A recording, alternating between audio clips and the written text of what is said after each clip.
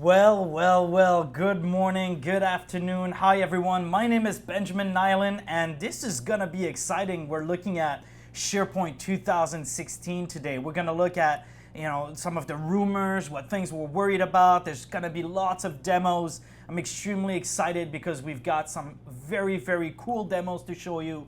And then we're going to talk a lot about what's been talked about recently, actually. There was a European SharePoint conference just last week, I believe. I just came back from a couple of conferences. I forget the dates, to be honest. And then just before that, we had the MVP Summit, where Microsoft shared with us a lot of, NDA secret stuff, but I can definitely share with you my excitement in what I saw and what's coming to SharePoint 2016 in the future. So even if you download the preview right away or you download the beta in the coming weeks or days, stay tuned. There's even more coming in the future. I am super excited. So just in case we've just met for the first time, my name is Benjamin Niaulin. I do work at Sharegate here in Montreal. You can definitely keep the conversation going both on the question box here. I think I have 10 colleagues of mine answering your questions to help me out today. So if you have questions, put them in the question box. The session is recorded. You will have a video recording of this session afterwards. Hit me up on Twitter, follow up on questions. There is tons and tons and tons still to come. Whoop! We're definitely going to continue there. There we go. So definitely ask us the questions. All of it's going to be available afterwards as a recording. We have 10 of us here to help you. And worst case, I'll go through the question afterwards. And of course, hit me up on Twitter and I can put you in contact with the right Microsoft people if it's one of those questions. All right.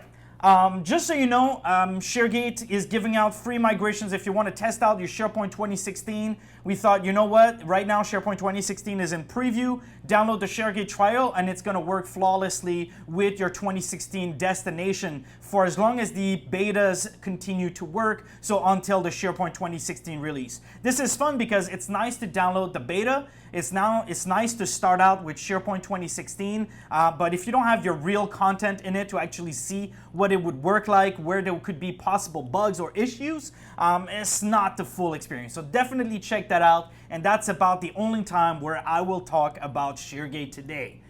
All right. Oh boy. You ready? SharePoint 2016. Well, it's been an interesting journey, right? You've been with me or with us for a couple of years now, whether it's been from SharePoint 2010 and we went to 2013. We've got really excited about SharePoint 2013, not gonna lie, the search stuff and all of the new interface changes that came along. And of course, it's been a while now that, frankly, we've been wondering. It's been kind of an interesting year, if I'm not gonna lie. Right? You guys have been with us here. There's been even rumors as to whether or not there will be a SharePoint server release at all, or if it was just going to stay in Office 365, right? What's next for SharePoint? Are we supposed to go to cloud only? So for a long time, even though Microsoft had never said otherwise, we could feel from them that what they expected was for us to go to the cloud, to go to Office 365 specifically. And of course, I've talked about Office 365 many times, but that's not the topic today. There's pros, there's cons. Today we're going to be talking about SharePoint, but I think this is important to note that this has been a reality of what's next for SharePoint and where are we supposed to go. And a lot of people have been wondering. I've been talking to consulting companies, SIs, I've been talking to ISVs, and literally wondering what's next. Should we be doing intranet still in SharePoint? Should we start looking at doing them in Azure and then putting them in Office 365? Or how does that work? How do I migrate if I'm on 2010 or 2013 and we've taken years to build these custom solutions in SharePoint and my business runs on them? I can't just go to Office 365 and change them to apps or add-ins, whatever they're called, right? There's a lot of considerations in there. There's a lot of things to think about. And frankly, I'll tell you a story. I hope you guys don't mind stories. I was at a conference not too long ago in Las Vegas, and I was sitting in a panel. And we were answering questions. It's usually the typical questions. Hey, where's SharePoint going? Or what's going on with workflows and forms? And the typical things that we hear quite often in this SharePoint world. But a lot of the time these days, and that's what the question was, is I could feel it in that person's voice. I think if you're listening today, I'll never forget your face. It was a touching moment. The developer in the room came out, stood up, and said, okay, I've been working on SharePoint for the last 10, 12, 15 years. Is my job, something I should be worried about? Am I going to lose my job? Should I be learning some new things that I've not spent the last 10 years doing? And what's this Office 365 things? I don't want to learn these Exchange and Skype for Business. I'm a SharePoint developer. Benjamin, help me out. Is my job in peril? And what a touching moment, truly. I think a lot of people, I realized at that moment that a lot of people were concerned that SharePoint would be going away and that we would not have anything at all and we would have to relearn something new. We'd have to go to something completely different. And that was definitely very, very scary. So while all of this has been happening, right? While we've been debating whether there's going to be a next SharePoint, and while we've been looking only and strictly at SharePoint, well, some people, namely the business users, you guys like the slides? The business users have been finding solutions themselves online. And if you've come to some of my previous sessions online, or I've done a couple of different conferences, it's been one of my main tackles for the last couple of months. Right? Because the reality is the business users, they just go online and find whatever solution that they want or need. And be honest with me, you're a culprit too. You've been going to Dropbox, you've been going to these other services, Google Drive, OneDrive. You haven't just strictly been using the company stuff anymore, right? And that's the reality we live in, right? I'll talk to you. This is the typical scenarios. Like, what should we use for this? Well, we've got Dropbox, we've got Salesforce, and one time I was sitting with a customer, and the customer tells me, no, we're never going to the cloud. And then later on in that same day, they were talking about the issues they were having with Salesforce.com. It's like, you guys realize Salesforce.com is a cloud of anyway. So, we transfer. One time I was at a company, and so that they could send me files. This is a military context company with highly secured breach security controls, export controls. That person could not send me the files using Dropbox or OneDrive. All of these were blocked. Guess what? There was still one site on the internet called WeTransfer.com, and they were able to send me the files. Right? Another company found that most of their users were creating private YouTube channels for their teams because they felt like the new way of training their teammates when they came into the organization or discovered new things was using video. They could now make very easy and quick videos with their iPhones or with their phone, Windows phones, whatever device, and then they could put them on YouTube in a private channel for HR, for onboarding, for Outlook team, for SharePoint team, and anybody could go and consume those videos anywhere at home, from any device, and this served their business scenario, right? Because they had no other solution. Same thing here. I mean, right here at the office, we switched to Office 365, and guess what, right? Skype for Business isn't ideal on a Mac. It's still called Link 2011. So it was definitely not ideal for all of our Mac users. All of a sudden, they start up a Slack.com subscription for the team, and then before you know it, I lost control. IT lost control right here in this very office where we're pushing Office 365 and SharePoint all the time. We lost control by the business used Slack, and all of a sudden, it is now the main communication tool in our organization. So this is the reality. I'm not going to go over Trello, and that's what we're seeing in Office 365 with Planner and all of this stuff. I'm not going to go over all of this. I just want to talk to you about the reality that we live in today, right? That while we've been wondering whether or not there was going to be another SharePoint server release, Meanwhile, our users have been bypassing us and grabbing whatever they needed, whenever they wanted, so that it works on any device. And that's why Microsoft went into a mobile first, cloud first environment or scenario, whatever you want to call it, right? My French is my French.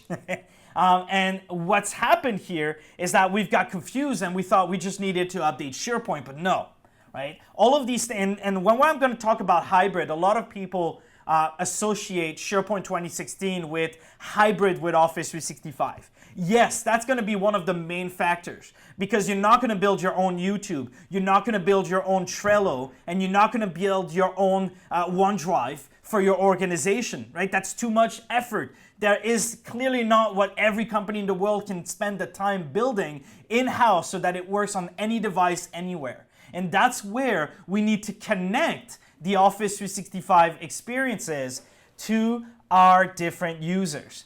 This is where it's at. So of course, we got super excited, right? Finally, Microsoft showed up and they said, guess what, guys? SharePoint 2016 IT preview. And for whatever reason, I'll be honest, I'm one of the first ones to admit that. I ignored the fact that it said IT preview and I just said SharePoint 2016. And then I opened it up, and then after a closer look, we clearly, and a lot of us, it completely ignored the fact that it was called an IT preview, and that it's possible that Microsoft would change a lot of things on how they deliver SharePoint. That yes, there will be SharePoint servers on premises to come in the future, and they're already announced that there's going to be another release of SharePoint server on premises. This is publicly by the corporate vice president, Jeff Teeper, on stage in the European SharePoint conference just last week. So there are still SharePoint server coming, but what we haven't really looked at is, should we still be looking at SharePoint server on premises the old way, which is every 3 years we get a big release with a bunch of things, right? Or should we start looking at an IT preview that makes sure that the foundation of SharePoint, the infrastructure, the hybrid connectors, all of them are as solid as possible so that later on we can add new sort of patches or add-ons. We'll see, right? They haven't really spoken about that, but we saw what Windows 10 is doing. Windows 10 said this is the last release of Windows. And now they're releasing with new features and new big service packs, so to speak, where they got brand new things coming in. Could it be where SharePoint is going? Obviously, time will tell. They'll probably make many announcements sometime next year as well when SharePoint 2016 is coming out. But it certainly does feel a lot like it. So I hope you guys are ready. We're going to go ahead and discover SharePoint 2016. Oh, you guys are not ready. Nah, I'm kidding. All right. So SharePoint 2016, this is our agenda for today. And I'll be honest, I'm particularly proud of my image. It's funky. There's no bullet points. It's all right. Let's continue. So we're going to be looking at different things. We're going to be looking at the interface changes. Of course, again, don't hold your breath right now for interface changes. As I said, this is the IT preview. It's a beta of the beta for IT pros and the infrastructure. So we're going to be looking at the interface. We're going to talk about the mobile experience that comes with SharePoint 2016, the apps, IT Pro and infrastructure changes. Obviously, a big part of it is going to be the hybrid scenarios. What's changed? And just today, there's been a new announcement. SharePoint 2016 Beta 2 has been released for you to download, and there's an added hybrid experience available, which is connecting with the Delve People experience. But I'll show you what that is in just a few moments. We'll talk about the new site templates, right? There's no new community site or new team site. There's new features or new functionalities, especially in terms of data loss prevention and compliance, that's going to help us in our hybrid connected environments, but also just strictly on premises. I want you guys to know I've looked at SharePoint 2016. I've been to the Microsoft office and talked to the product team over there. I've seen what's coming in the future. Obviously, you get more with hybrid. You will get more with connecting Office 365 stuff. but there is still a lot of good stuff on the way for SharePoint 2016 on premises. It's got me excited, and I'm sure you will too once it is finally released and announced. Right? We're going to talk about migration scenarios. How do you migrate? Is it the same as going from 2010 to 2013? Can you go from 2010 to 2016? I can tell you right now, no, you cannot, but we'll go over a lot of these details when we approach the migration topic. And then lastly, you should note that there's a lot of things that are changed or that are simply missing, right? There is no more SharePoint Designer 2016. We'll talk about that. And lastly, I'm going to try to give you some hints as to the vision and where is it all going if I haven't already dropped quite a few up to now. I hope you guys are ready. This is going to be SharePoint 2016 with Benjamin Niaulin here at the Sharegate office. All right, so first things first, new UI, right? You like the slides? So first things first, new UI. You know what I'm going to do? I'm definitely going to jump straight into demo. Here's a quick look at what you can see, right? SharePoint 2016, if you start installing the preview, let's be clear right now, we're talking about the IT preview and even the beta 2 preview. Nothing's changed there except a couple of things that were added from the preview. Right? A lot of people are getting excited today about Beta 2 Preview. It's a great step forward. There's DLP improvements. There's a new hybrid approach, but there's nothing that's been drastically changed for the business. This is not the business user preview at the moment. It's just a second preview of the IT preview if you want. So let's kind of close down my presentation here, and I want to give a special shout out and big thank you to Bill Bear from the Microsoft product team working on SharePoint 2016, because it's a lot of hours, well, not even anymore, but to set up a hybrid environment with SharePoint 2016 and Office 365. So he's allowing me to use his environment today. So if it crashes, it's not my fault. I also have my own environment because I want to show you some of the central administration in a short, but essentially this is SharePoint 2016. This is next install out of the box. If I put it in front of you very quickly, you'll say, wait a minute, that's 2013. Yes, once again, bear in mind that SharePoint 2016, if it goes the way I think it might go, right? If we're looking at the similar Windows 10 model, we'll see what they'll talk about and what they'll announce, but they've shown an IT preview and a Beta 2 preview, and we're getting awfully close to a second quarter release date that hasn't changed. So my guess is they're going to make sure SharePoint 2016 is solid, and then when they were talking about another release of SharePoint coming after, that's just going to be an extra package. We'll see, right? We'll see what happens, but essentially this is my SharePoint. They made a lot of improvements on the speed, definitely made a lot of improvements. If you want, one of the popular saying that we've heard was SharePoint 2016 was built from the cloud up.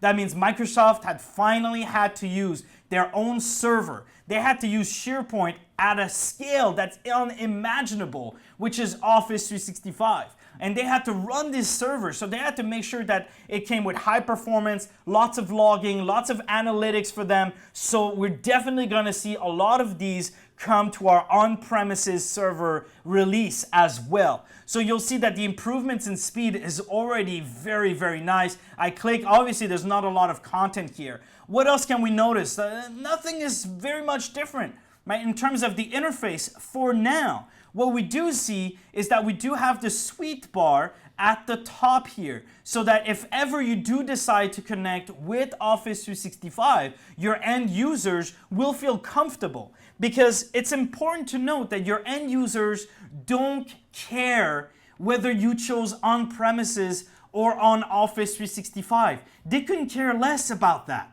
They've got other worries, they've got their whatever roles they're in, and they want to find stuff, they want to click on stuff. So whether they're going to click on one site or they're going to click on another site, the fact that that one site is on premises, the other is in the cloud, no difference to them.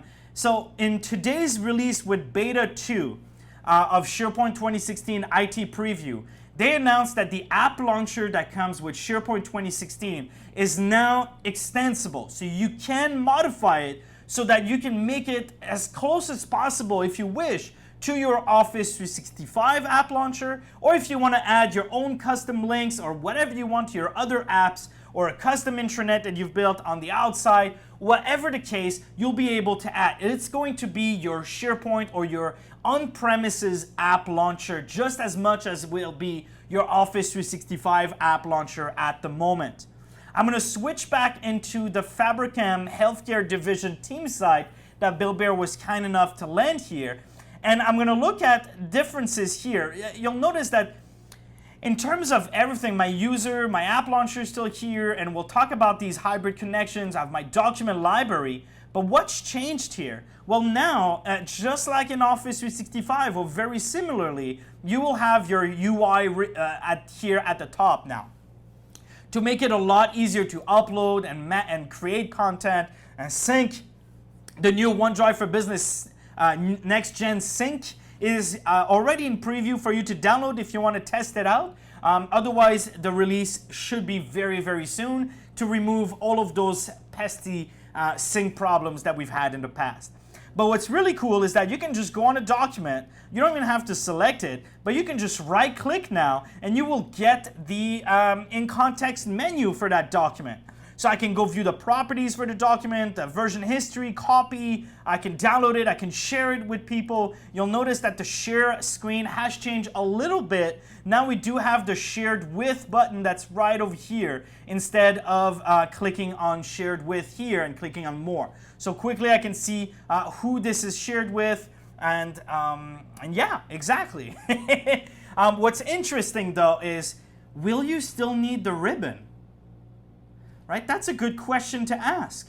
If I can right click and I've got everything right here, I mean, it's still here, the ribbon's still here, but I'm wondering if when I'm going to provide training videos, I'm still going to have to bring anyone in this area other than, of course, to create the library owner that's going to be creating the columns and the views and so on. So it's interesting to see what we're going to do and how we're going to interact with this new SharePoint. I do want to tell you that tags and notes has been deprecated. So even though the button's still there, you should not be using it in SharePoint 2016. All right, let's get back to our presentation because we have a lot of things to talk about. Let's press play over here. There we go. So the new UI, obviously not a lot has changed at the moment, but if you follow what I've been saying up to now, this is definitely normal, right? I'm very excited, and we'll talk about that towards the end of this presentation. The mobile experience with SharePoint 2016, well, you know what, guys? I can tell you when I'm very excited. I can tell you when I'm a little less excited. This is one of the time. I mean, it's nice. Like, it's not bad. We've got a mobile-friendly version of SharePoint. However, let's be clear. This is not a responsive site. Your SharePoint team sites are not responsive. They're not going to adjust to whatever device the person is landing on. This is a separate page, a completely separate page in your layouts folder. And if the mobile view feature is activated on your site, people joining your SharePoint 2016 site will be able to see this application that you see on the right-hand side with a menu or a home screen that you can click on at the bottom left, and then you will see apps and subsites. So here we have the apps, which is essentially the list and libraries within the site that somebody can quickly go to. But frankly, I don't know how I feel about this. I mean, when I'm on a mobile device, I don't want to have to go look for the content the same way that I'm on a desktop application, on desktop browser. What I do want is for the content to come to me or for me to quickly find it, such as the Delve app or the OneDrive for Business app. If anything, I'm probably going to be using the OneDrive for Business app that's on my mobile devices that's now merged with the OneDrive for Pleasure, the regular OneDrive that you have at home app. Right now it's all just one app, and I can switch from OneDrive Personal to OneDrive for Business and really switch back and access my content and see where that's going to evolve. It looks like there's a lot of investment on OneDrive for Business as a personal document experience, especially coming in the future. Stay tuned, but I think there's a lot that's going to be there, that the mobile version of SharePoint 2016 isn't just quite exciting for me just yet. But it's there, and it's better than before. So what about for IT pros? Well, like I said, It's pretty much where everything is happening right now. This is the IT Pro preview pretty much. So we're going to be looking at it. I think you've heard about this time and time again, the min role. And what does that exactly mean, right? Let's recap. I hope you guys have some water next to you because we're about to go and explore quite a bit of SharePoint and do quite a bit of demos. I hope you're ready. And thanks again for joining. I really appreciate everyone, a couple of 4,000 of you here that decided to join. So the min roles experience, it's not even experience. I don't know why these days we like to say everything is an experience with Microsoft stuff. But very, very, very interesting. So it's not an experience, it's just a new way of installing. So let me talk to you about MinRole for just a few seconds. Essentially, it's, again, they learned from their Office 365 experience. And what's happening now is for the IT pros that are deploying SharePoint into their infrastructure, into their servers, instead of managing it on a per server model. And what I mean by that is that you have a 2-server farm, a front end and an application server, and then you realize that to scale better, you're gonna need a second front end. You leave a lot of room for human mistakes because you're gonna have to install the server. You're gonna have to make sure that all the right services and all the right features are activated, that you're not forgetting anything installed. And what the min role is trying to do is only going to install the right things on the server that is part of the role. So if I deploy a server and I say, you know what, you're going to be a front-end role, then it's going to activate and optimize and monitor for a front-end role. And every future server that I'm going to add into this front-end role will automatically get the same features and services activated so that as an IT admin or as a server admin, as a SharePoint admin, I don't actually have to worry about this too much, right? I can have a script that adds a server to the front-end role. What changes is essentially as a SharePoint admin, you go from managing each individual servers to actually managing the role itself. You go check out the application role, the search role, the distributed cache role. And if you want to do your custom way of adding your roles, you do it custom, but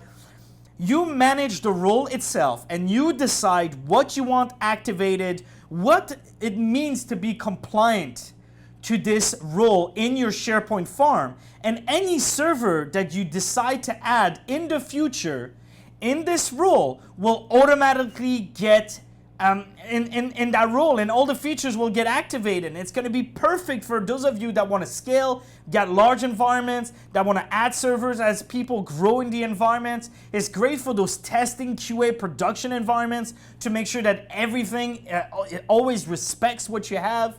I don't know what's going on today. I must be tired because I keep wanting to say French words. So, bonjour tout le monde. I got it out of my system. We may continue with SharePoint 2016. All right. So I hope you guys get the whole role scenario now. It's very, very a big step forward. It's also great because to apply patches, we could just do it on the roles. Very, very much better in terms of managing that server infrastructure. There's still, of course, the single server farm where you put everything on one single form. If you think that in the future you may want to use min roles, you may want to put a single server farm in the custom role and later on create new front ends, new search, and move certain roles to these new servers type of thing. So definitely check that out. Min roles, however, you should note something very important. If you're going to go the min role way, it's going to be a minimum of 4 servers, right? And that is without any redundancy in your servers, right? That means that you have to have 4 servers to get started with SharePoint, and if one of these servers breaks down, then you're screwed. So if you want that redundancy, you go all the way up to 11 SharePoint servers to make sure that everything is redundant. Wow. So if you want to get started with SharePoint 2016 min roles, we're talking quite a bit of servers. But that is up to you. You can go with a custom role. You can do whatever you want. That is up to you, right? You can go at 4 servers. You can go 2 servers still. I'm just letting you know what the recommendations are on the Microsoft site. How's everybody doing? Still good? All right, let's go in demo. I don't like slides. Let's go in demo. I have my central administration right here, and I'm using a Mac, so we'll be able to zoom whenever you feel like it. Just let me know. Actually, don't let me know. There's too many of you, and I'm not looking at the questions just yet. So again, the central administration doesn't look too different from the one that we have in 2013, because once again, what we're preparing right now is the infrastructure layer of SharePoint 2016 to make sure that we have something solid on the ground before anything else gets added on top of it. So in terms of the roles, we were talking about role deployment and then monitoring. You can actually look at managed services in this farm and managed servers in this farm, right? And what you'll see here is you'll see a bunch of services, and you'll automatically, for your whether they're configurable or all of them, and because I'm in a single server farm right now, obviously it's all in this particular server, but it's going to tell you if it's compliant. What does compliant means? It means that it's compliant if this particular server that you're pointing on is compliant with the role itself that it belongs to.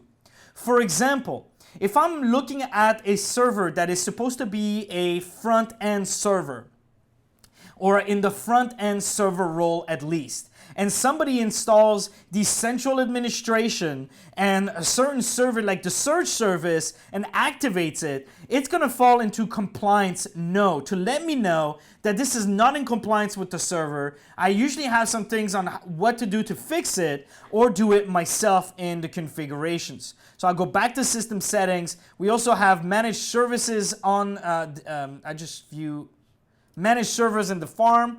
Actually, I'll go back to my central administration here, and I'll go to manage servers in this farm. There you go. So you will see here all of the servers that you have. You'll see whether or not they're compliant, what services are running on it. Ironic here that we have a STS-ADM command when they've deprecated STS-ADM, by the way, in SharePoint 2016. So PowerShell all the way, management shell all the way. Try to stop using STS-ADM. That is gone. Right? And you'll be able here to move and change the roles. Right now it shows a single server farm role, so I'm not going to be able to choose and change the roles of the server to a front end or whatever else. But if you chose the custom min role, you'll be able to then move them across to something different as time passes by. So essentially, this is the central administration. Once again, you'll see that mostly everything is exactly the same. Even if you go to service applications, most of them are pretty much the same, right? The search service application topologies change because of the search role, but it's the same thing, right? Nothing there so far, at least. Whoops, where's my VM? Oh, it changed the URL to my internal URL. I see you. Oh, we're not going to go here. Let's go back to our central administration. Okay, now you'll know all of my URL. There we go. And then we're later on going to look at the hybrid scenarios in SharePoint 2016. So let's continue on, and let's take this out. So SharePoint Insights. This is actually very, very exciting. I saw this at Ignite last year. And I'm expecting, because there have been a couple of interviews where Jeff Teeper has dropped a few hints here and there about analytics for SharePoint being available on premises. Now, the SharePoint Insights, you may have noticed it was the only service on my server that is in need of fixing. It is the service that is not compliant to the role, because at the moment it is still not available. They have not opened the doors for these SharePoint Insights for us to test it out. So I'll definitely be checking that as soon as they release it. But if you want kind of a peek of what we saw at Ignite, essentially you have your logging that's going to be announced here at, everything that's going to be done in your SharePoint environment is going to be logged. How? Well, they've learned from years of experience with Office 365 and serving it to others. They've needed to take decisions on whether to remove a certain site template because it's not being used, or how can they do to promote it a little bit more? How can we make it so that there's more team sites being deployed and used? right? So how do we even know that they're being used? And analytics has always been a big issue. So what they've done is they've taken what they've learned from SharePoint 2016, they brought it back down into SharePoint 2016 on premises, and now you'll be able to upload. So once you've connected, this does require a hybrid scenario. The reports are in Office 365. That's where they are. However, you can connect your SharePoint 2016 on premises to ship all of the logs because they're incoherent, right? You have to map grids and tables together to figure out what's going on. They've done all of that work on their servers in their data centers for your tenant. So what you can do is you can configure SharePoint Insights and you're going to get, say, the storage. And what you can see here is a breakdown. Storage by site template. I can see team sites. I have 5 of them. They represent 2% of my sites visited last month. 8 sites within it and 0.3% of my total storage. And I've got even more storage breakout here, different graphs. There's some that didn't load over here. I have another one on your daily usage activity. Daily users on your SharePoint environment, interactive, you can click on it, see the browsers that have been connecting, so you can truly manage your SharePoint environment. Make better decisions because, you know, I've seen this. We've built multiple intranets and we've built multiple public-facing websites for our customers here in Montreal. And something that people take to really look at is the actual the stats, the analytics. Are people actually using the intranet? Are people going on your homepage? Are people using mobile devices at all? You're building this whole responsive website, but you have no users that are using mobile devices. Is it worth it? So these kind of analytics are going to be coming. The ones that I've specifically shown today are for hybrid connected customers. So Office 365 will be required in this case. And if you're asking me to take a guess, I'm going to go ahead and say you're going to have to be on an E5 plan. So yeah. However, the way that some of things were said on different interviews by Jeff Teeper, I get the feeling that we may see some kind of lightweight analytics to show up in our SharePoint 2016 on-premises in the future as well. So stay tuned for that as well. And of course, a lot of dots. I do apologize for the excessive use of dots. You are allowed to blast me on that on Twitter. Benjamin uses too many dots as in presentation. Wow, and time is flying by. So I want to talk to you also about, this is actually very important. Zero downtime patching. I'll talk about fast site collection creation in a few seconds. What's really important is the zero downtime patching. You're going to say, oh, whoop-de-doo, Ben, I can do my patches quicker and no downtime. That's actually big news already. I don't know why you're talking like that. But there's more to it than that. First, what does zero downtime patching mean? First, it means that they've reduced the number of patches. What used to be around 37 to 40 somewhat patches, now reduced to 2 files about. Right? You're going to get your MSI that installs, and then you're going to get your MSP files, and 1 more patch for language pack. So very easy patching. We're reducing the number of patch files immensely, because historically, I'm going to be very honest with you. I've started SharePoint when SharePoint 2007 barely was coming out. And to this day, I'm still figuring out how I'm supposed to patch a SharePoint server. As soon as you get out of a single server environment, it starts like, which order of servers am I supposed to be doing? When is the configuration wizard supposed to be run? Am I supposed to have a backup of my database? Like for regular people, like I understand in enterprise or people that are consultants that do this every day, I understand that they've got that down packed and no problem. But for us to have our own SharePoint server, what's the patching story like? So the fact that I have a zero downtime patching with just a single file or 2 files, or maybe 3 files if I have language packs, that is especially exciting for me. I don't know how you feel about that. Let me know on Twitter, but very excited about this whole zero downtime patching. But let's think about that. By the way, I'm purely speculating here, but it does smell quite a bit like this, right? because I've been paying close attention to the Windows team and how they're deploying now. They're just doing that one Windows deployment and then patches to change Windows as time passes by. And all of a sudden, we've got this super robust SharePoint 2016 infrastructure with min roles. And all of a sudden, they say, we've got zero downtime patching coming? I wonder if that was for us, or if that was for them to be able to send you a new package on top of the SharePoint Server 2016, right? Let's say the last version of SharePoint Server on premises, for example. Again, I have no idea. I'm sure Microsoft will announce to see what's coming in the future. But could it be that if I have zero downtime patching, a patch that's been sent, I can just apply it on my SharePoint server, on my roles, and just have it run instantly and people switch without having to take a server down? This could be interesting. Yes, this could be interesting. Then we also have fast site collection creation. So what this does is, frankly, I'm not that excited about it. I'm sure the people that have a lot of site collections getting created every day, they're very, very excited, but I'm not in the business of bulk site collection creation. I mean, it's nice if I have a script running, I have a testing QA environment that I want to deploy very quickly, but I'll be honest, all right, so what is it, right? What is fast site collection creation?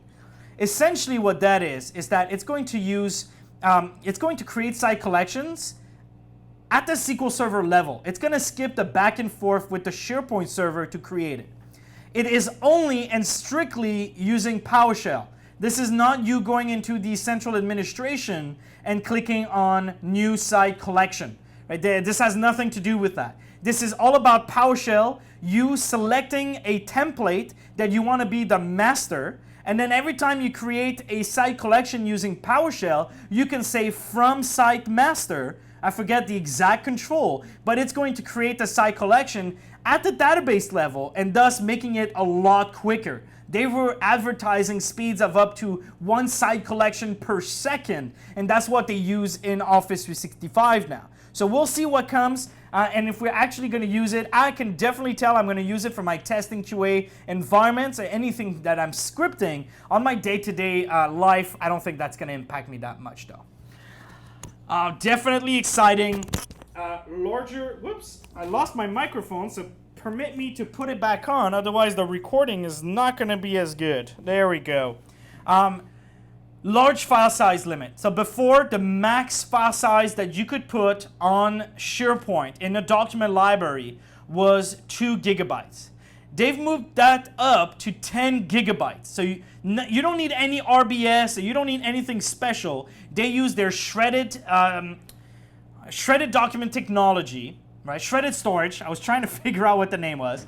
And they've used bits so that the transfer of the files does not get a timeout or connection errors. So you'll still be able to work pretty well with this. But I do want to tell you, be careful. Should you be putting files that are up to 10 gigabyte files in a SharePoint server? Think about that, but it will be possible. I know there's a lot of requirements with images, with videos, especially in where we're going today, but with the video portal, I think that's where you should be putting your videos, definitely, since they work on any device, anywhere, all the time.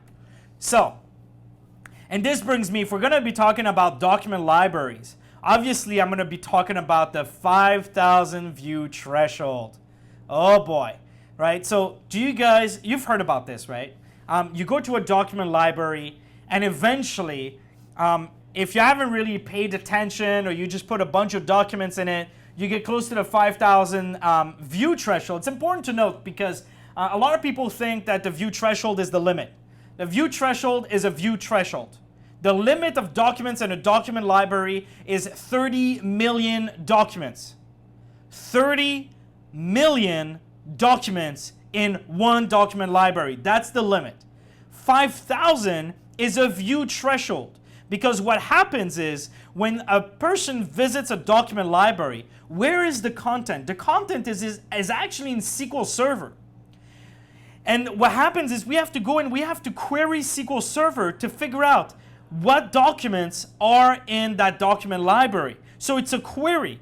And when there are too many documents in there, what can happen is a SQL Server table lock, right? And you get problems, you get issues, you get performance hits, if not just complete crashes, right? So what they've put down is that 5,000 view threshold. And yes, if you have SharePoint on premises, you can actually modify that. It's a web application resource throttling configuration. But we don't recommend you changing it, right? Because there is an actual problem. There is a performance hit. There are SQL Server table logs. So at Ignite, they said, you know what? We are doing a big announcement and we're removing the 5,000 view threshold. I'm sorry to say that unfortunately that is actually not entirely true. The 5,000 view threshold is still there. They're looking to, I think, increase it. I don't know what the number is. Truly, I do not know. Perhaps it's going to be the same as the admin, which is 20,000 in the view threshold. But truly, I have no idea what the new 5,000 view limit is going to be. But there is going to be a view threshold. In the past, there was only one way of bypassing this problem. Let me show you. I would go to a document library. I would go into, say, this document library here. And I would go into library settings. And then under library settings, a lot of people probably didn't understand what this meant. Something called index column. The index column actually has nothing to do with SharePoint search. And it has everything to do with the SQL Server index for this document library, for this column essentially, so that you can bypass the complicated query that we have to do.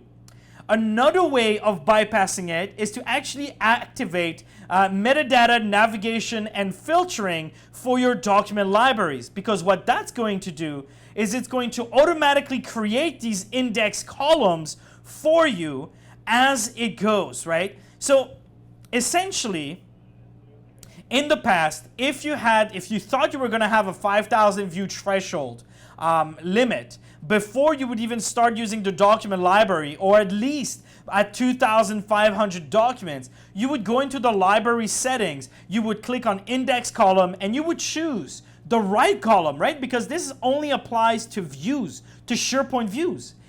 If you don't have any SharePoint views that filters on anything, or sorts by or groups by anything, you're still going to hit the 2,000 regardless of your indexing columns.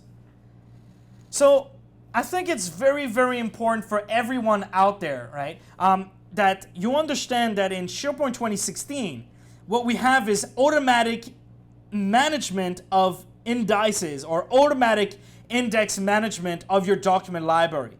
It's turned on by default. So if I go to a document library, say here, and then I go to library settings, which I seem to not have access to. So library settings. That Bill Bear gives me the environment, but doesn't give me full control. Wise choice, Bill. Wise choice. So here, I was going to go to advanced settings. And under advanced settings, you'll see that we have an option called automatic index management, and it's set to yes by default. And what happens is you actually have a timer job on your SharePoint server that I believe runs once a day. I may be wrong. You may have to go check out the timer job. And it checks in all libraries that have over 2,500 items in their libraries or list. And what it's going to do is going to automatically look for a column to add into the index, the SQL Server index for the SharePoint environment, not search. So that if you have views that use them, it's going to detect them and it's going to select those specific columns for you, right? This does not guarantee that you will no longer have a 5,000 view threshold issue, right? If I go into my document library here on the home page, on my home site, and I add thousands and thousands of documents, I will run into that view threshold problem. All right. What else do we want to look at? We got to continue because we still have a lot of things to look at. Oh my goodness. All right. So let's go into hybrid. I think I'm just going to do hybrid as a demo with the connected hybrid experience. But I do want to share something. It doesn't matter where you choose to store your SharePoint. You can have SharePoint server on premises. You can have SharePoint online. It is completely separate and different than your Office 365 experiences. That is separate, and people have a tendency to mix the two. That, oh, Office 365 SharePoint is different than SharePoint on... No. You have your Office 365 experiences. This is Power BI, the planner that's coming out, the video portal, Delve, the new blogging experience, OneDrive for Business that's in Office 365. Right? These are experiences. Right? SharePoint is SharePoint. You can have SharePoint online and make it work with your Office 365 experiences, and then you can have your SharePoint on premises and have it work with your Office 365 experiences as well, right? That's what we want. We want you to choose where your SharePoint is going to be based on regulatory or needing and being compliant with certain, whatever norms you have. You can choose. That's besides the point of what Office 365 brings to you with the experiences, with the Microsoft Graph that's been gone in global availability actually today, right? So what does that mean in hybrid? Well, first they added a new hybrid picker, which is like a wizard. It's really, really nice because all you got to do is you got to make sure that your ADFS is configured, and then there's a wizard that runs on your SharePoint server that does all the work for you to connect your on-premises SharePoint server with your Office 365 environment. This is very, very cool, and let me show you what this gives you instead of slides. Here, I have my SharePoint on-premises environment. And in this SharePoint on-premises environment, I have sites, subsites, and what I'm going to do is I'm going to search something called Fabricam right here.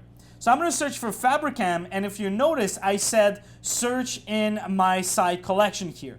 So I get a bunch of results. All of them are from my on-premises environment. And before, if you wanted to connect something else, like your Office 365, it would appear as a separate set of results, kind of like what we have here with Bing results, for example. Now, let's try something. I connected this SharePoint on-premises environment with Office 365 in a hybrid environment. And now if I click on Search Everything, you'll see that it brings me results from both my on-premises environment, but also my, where is that? I'm going to do another search, Fabricam search. Come on. We should see our, there it is. Come on. I'll go into the next page maybe. We should see our SharePoint Online results, which of course, I'm going to do a nice little, oh yeah, sorry. That's my bad. I've configured it in a way that the hybrid I'm only going to show you from the Office 365 Search Center to keep the search on premises. It's for me to be able to do these two demos with Bill Bear. We've kept it separated. So when you configure what we call hybrid search, this is a new cloud search service application. Let me explain to you what that works like. You still have your regular search service application. This is what I'm using right now. This is my choice, right? You can then, in a hybrid environment, configure a separate cloud search service application that is completely different. What happens is the crawling happens on your on-premises environment, but the index is stored in the cloud. And the content processing is also happening on the cloud. So if you actually use this, you leverage Microsoft storage for the index file that can grow quite large in the long run. And you also leverage their CPU processing power to go across all of the data for you. So literally, your SharePoint on-premises doesn't do any search anymore. All it does, it crawls your content and it says, thank you, Microsoft, take care of it now. And they pay for the storage, right? I haven't seen any announcements about you paying for the index storage in the future. So let's go check it out. Let's see what that actually does. This is my OneDrive for Business in my Office 365 that's connected with my on-premises. And already, look at that user experience. I'm definitely expecting for a lot. I'm talking, I think, a lot. If I click on details, look, it pops on the right-hand side. If you don't think that this is going to be what a document library looks like in the future in SharePoint team sites, then I don't know what to tell you, because this is definitely foreshadowing, right? This is what a document, it's similar to OneDrive for Pleasure or OneDrive Personal. And your OneDrive for Business looks very much like the same, so people don't feel lost in it. They have the details, who it's shared with. Apparently nobody, because it's only with me. The preview, this is slick, this is fast. I can get a link, and I'm sure document libraries and team sites are going to be just as responsive and just as fast. Right now, I'm going to go to my search center in, let's go to sites. Let's go to search, actually. Let's go to w.bear.sharepoint.com/search. And we're going to be looking, I'm going to search for something called Fabricam once again. Oh, this is the search results page. Whoops, I was looking for things. See, I know how to write search queries. So we're going to go and refresh this, and we're going to search for Fabricam, just like we did on premises. And look at the difference here. Now, whoops, I see results from my on-premises environment and my Office 365 environment all in one search center. Do you realize what this means? This is extremely powerful, folks, because we've been building sites that are search-driven now. We've been building search-driven intranets, right? Search-driven pages with SharePoint using the content search web part, using the refiners web part, using the search results web part. So imagine now that your content comes from both your on-premises environment and your cloud-connected environment with Office 365. This is very, very, very cool. Going back to my OneDrive for Business here, I want you to see as well that in a hybrid connected environment, if I go to a site, let's go to my Fabricam site. So let's go back to the root here. If I click on follow in an on-premises environment, it is now merged with my Office 365 following experience. So whether you click on follow in an on-premises site or you click on follow on a Office 365 sites, when you're going to click on sites, they're going to appear. I have a screenshot of that. I'm going to show it to you right here, and one that is ready. As you can see, this is Bill Bears, and what he has is his on-premises environment or on-premises environment here and the Office 365 all in one place. It looks like they're making sure that the sites experience or the sites page that shows a lot of the things a lot better, and I'm definitely anticipating this page to get a lot of improvements in the future. We'll see what happens, but I'm very, very excited. It's one of the pages that I use the most, so very looking forward to see what comes out in this space as well. We still got time. Oh my goodness, I gotta go a lot faster. In terms of redirect, if you're on premises and you click on OneDrive, you can set it up so that it points people to their Office 365 so that they only have one OneDrive for Business with a sync that works, with an interface that's fresh, that works, that's clean, that's responsive, that's fast. Definitely very, very excited to everything that's coming out on this front. Again, if you don't see anything in terms of brand new UI or changes for the business user, remember that it is because at the moment we are in the IT preview.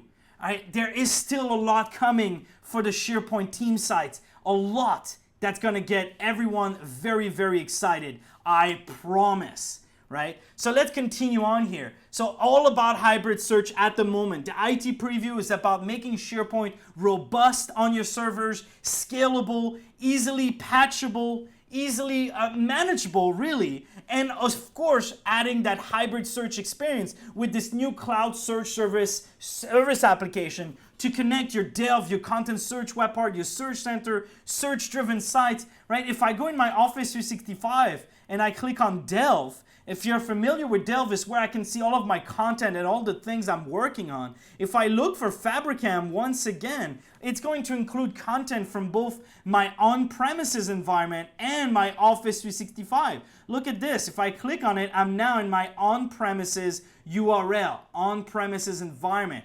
That is awesome. That means it's all as if it's one. And as of today, the app launcher can be extended as well for your SharePoint 2016 on premises. Definitely some very, very cool stuff. So what else do we got?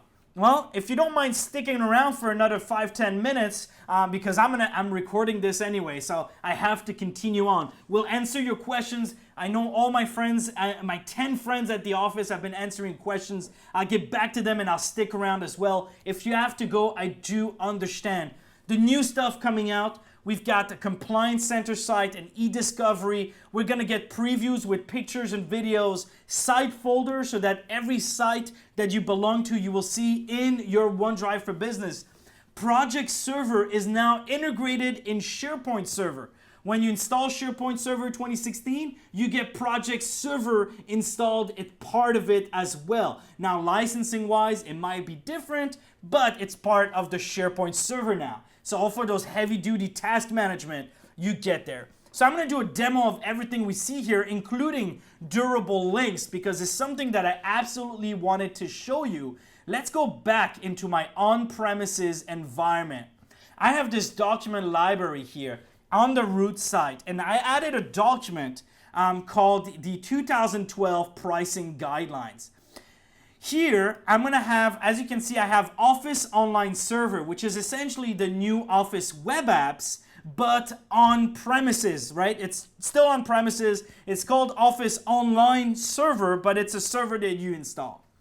What's different here is I'm going to take this URL, I'm going to copy the URL, I'm going to make sure I copied it, and I'm going to right-click in this document. I'm going to change the properties of this document. And what I'm going to do is I'm going to rename the file name.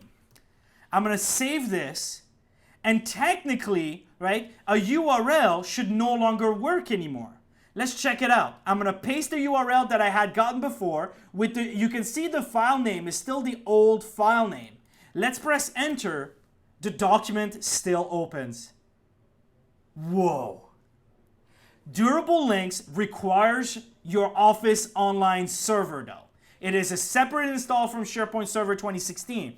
But what happens is if you rename the file, if you move it in your document library, or you just move it to the record center or wherever, the links to the document will still work. So if you send out links to certain users, this will still be available. Very exciting. Of course, this will come with its own challenge of governance to make sure that people are not supposed to access the document anymore, that you've properly removed their security, because now the link is going to work.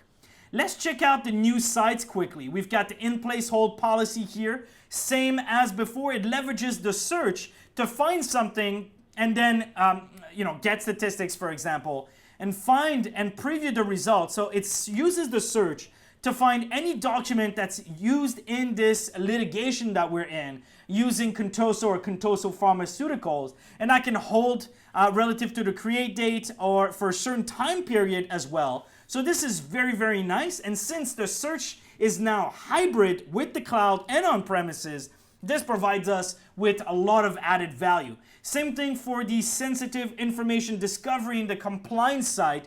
You'll see that you can search and export. For example, I'm looking for all the content that's using credit card numbers in the files or in the content in our SharePoint. What I can do is I'm going to click on search after I've typed. This is a regular SharePoint search query. It's going to work with your on-premises and Office 365 just like that. So I'm going to click on search, and voila, I get the results. I can take the URL, paste it, and make sure that this document doesn't actually have confidential security or security cards information. Let's check it out quickly because everybody's looking at me because the time has expired.